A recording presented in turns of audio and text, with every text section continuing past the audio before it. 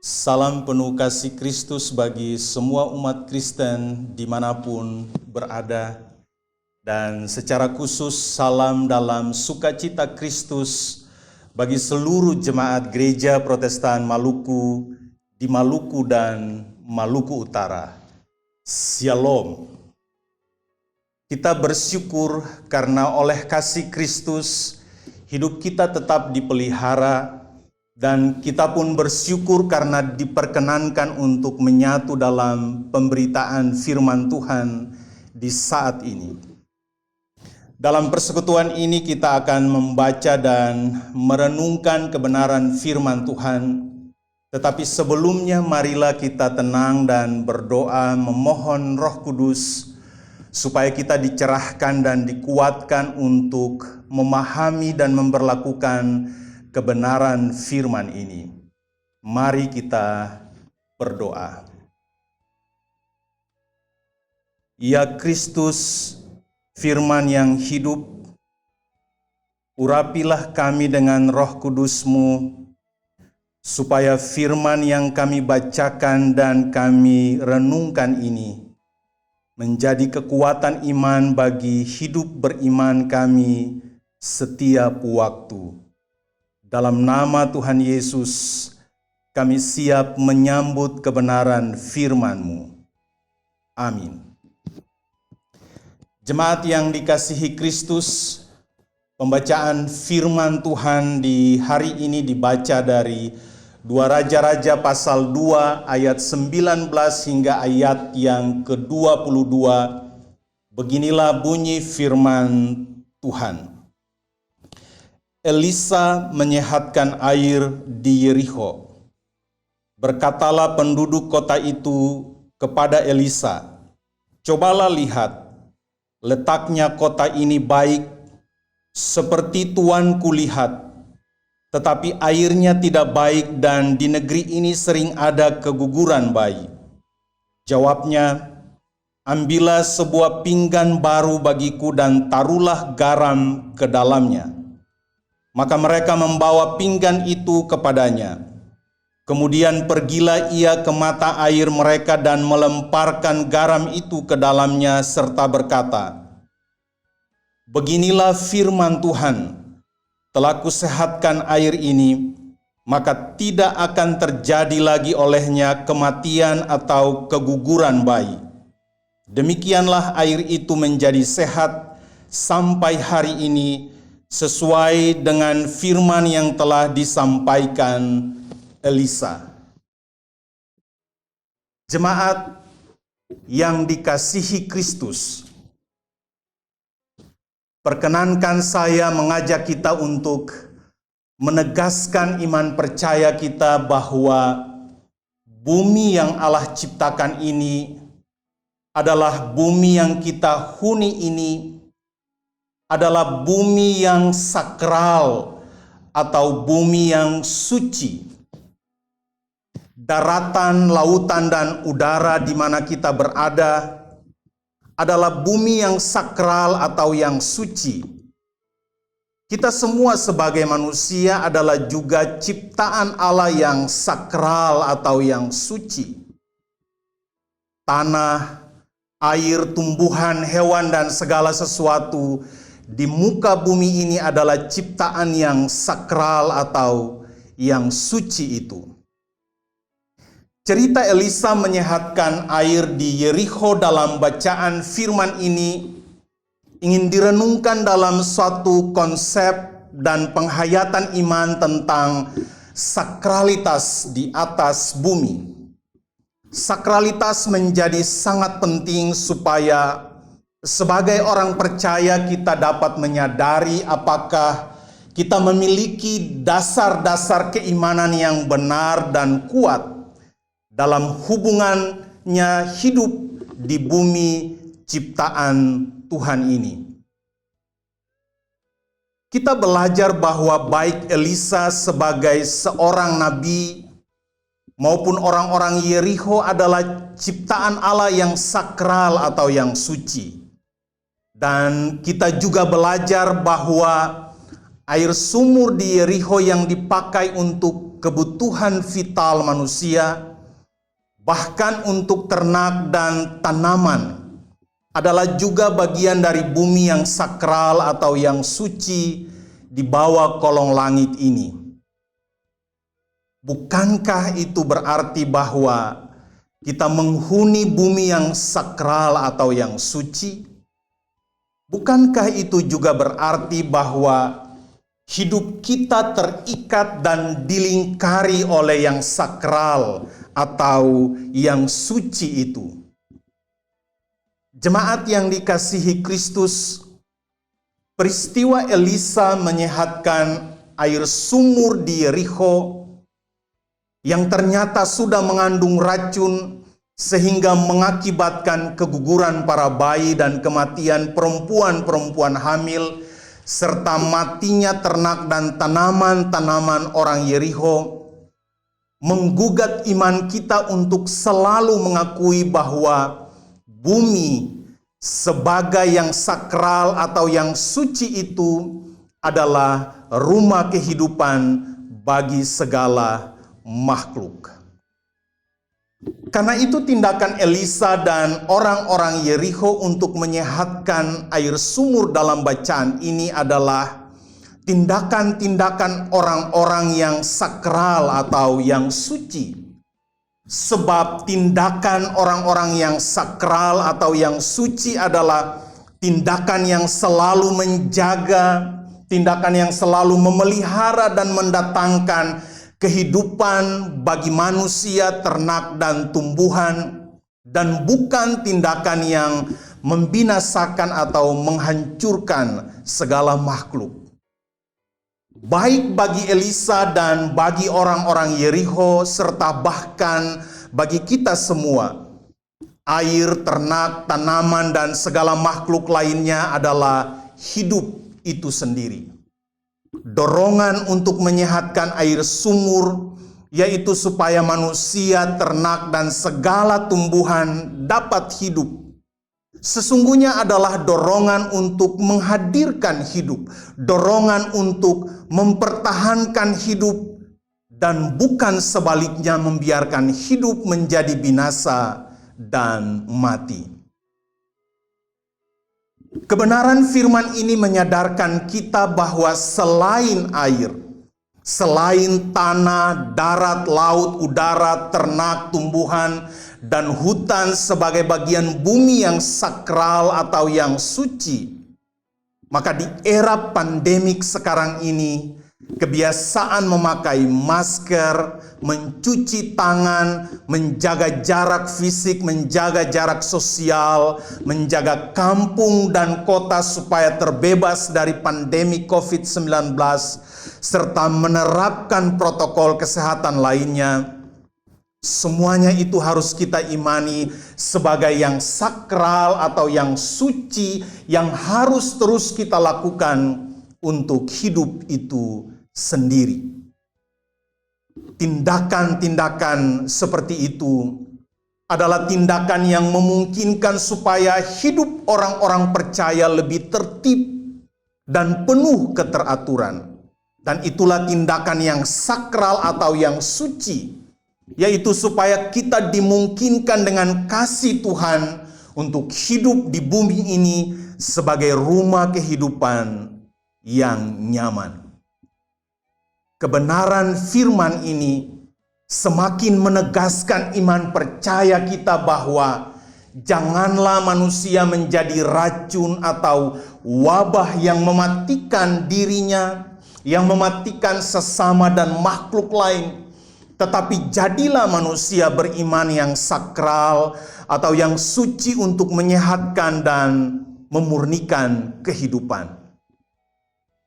Jemaat yang dikasihi Kristus, sikap Elisa menyehatkan air di Yeriho dengan berlandaskan pada firman Tuhan mengajarkan kita tentang pentingnya sakralitas Sang Ilahi itu dihembuskan untuk menyatu ke dalam seluruh isi bumi, dan atau pentingnya bumi dan segala makhluk diletakkan ke dalam realitas kesakralan itu sendiri. Sikap Elisa menyatukan realitas yang sakral, yaitu firman Tuhan, dengan isi bumi, yaitu air dan garam, atau air dan garam yang dilekatkan pada firman Allah, telah benar-benar memperlihatkan bahwa bumi yang beracun dan terancam mati sekalipun dapat disehatkan dan dimurnikan oleh kuasa Allah melalui firman-Nya sebagai yang sakral atau yang suci. Kisah Elisa ini memanggil kita untuk menyatukan, untuk mengutuhkan dan untuk melekatkan yang sakral atau yang suci itu dengan realitas apapun di atas bumi ini. Karena ternyata panggilan sakralitas itu adalah energi ilahi yang menghembuskan nafas dan hidup bagi segala makhluk. Jika kita menyatukan, mengutuhkan dan melekatkan yang sakral dengan tanah, dengan sampah, pohon, tanaman, hutan, air, laut, ternak, dan lain-lain, maka percayalah bahwa kita akan menikmati hidup yang penuh sukacita. Jika kita menyatukan, mengutuhkan, dan melekatkan yang sakral dengan hidup rumah tangga dan keluarga kita, maka sakralitas itu pasti akan memberi kenyamanan, memberi ketenangan, keteduhan, dan kedamaian batin yang terberi di tengah masalah, bahaya, krisis, tantangan, dan ancaman hidup apapun. Sakralitas itu menuntun kita untuk mewarnai hidup keluarga dan rumah tangga dengan limpahan perhatian, dengan limpahan kasih sayang, kelemah lembutan, kemesraan, kesetiaan, dan keutuhan, supaya kita tidak menjadi racun atau wabah yang memporak-porandakan keluarga kita di tengah masalah dan tantangan apapun yang kita hadapi. Jemaat yang dikasihi Kristus, kita ketahui bahwa Elisa menyehatkan air sumur di Yerikho, yaitu dengan menggunakan garam yang sudah tentu mengandung natrium klorida, dan diduga kuat garam tersebut diambil dari laut mati yang rasa asinnya 10 kali lipat dari rasa asin garam biasa.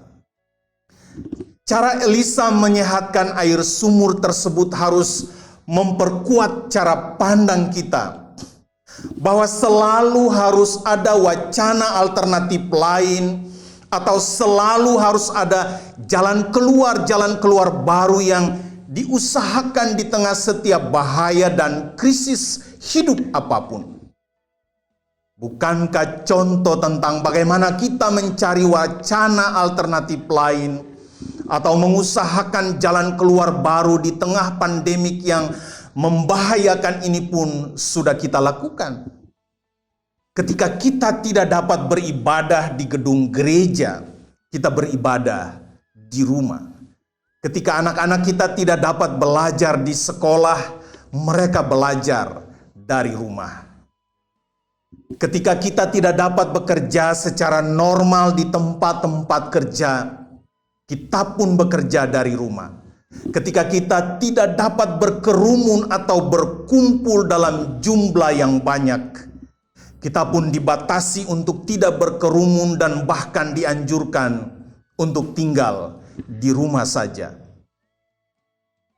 Penggalan wacana alternatif atau jalan keluar baru di tengah pandemik ini dan kisah di Yerikho memberi pesan kepada kita bahwa jika yang sakral atau yang suci itu menyatu, mengutuh, melekat di dalam hidup kita, maka kita harus dapat menciptakan wacana alternatif baru atau mengusahakan jalan keluar baru, menerobos masalah, menerobos bahaya, tantangan, krisis ataupun ancaman apapun, termasuk pandemik ini. Jika karena pandemik ini kita kekurangan pendapatan, kita nyaris kehilangan pekerjaan, kondisi keuangan kita terguncang dan kebutuhan makan minum kita terganggu, maka sakralitas yang menyatu, mengutuh dan melekat di tengah persoalan itu harus mampu menggerakkan kita untuk mencari pekerjaan alternatif lain. Harus mampu menggerakkan kita untuk menciptakan pekerjaan baru. Sakralitas itu harus dapat menyadarkan kita untuk tidak boros, tidak berfoya-foya, tetapi hidup hemat dan merasa cukup dengan apapun yang Allah anugerahkan, supaya hidup tetap bertahan.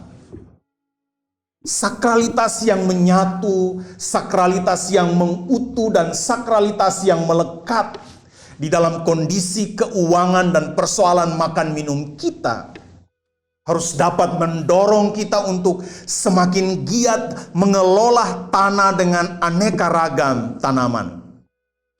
Bahkan sakralitas yang menyatu, mengutuh, dan melekat di dalam kondisi keuangan dan persoalan makan minum kita pun harus dapat memuliakan kita untuk dengan bangga mengkonsumsi beragam pangan lokal yang ada di sekitar kita, seperti sagu, embal, pongpong, jagung, kasbi, petatas, keladi, pisang, dan lain-lain.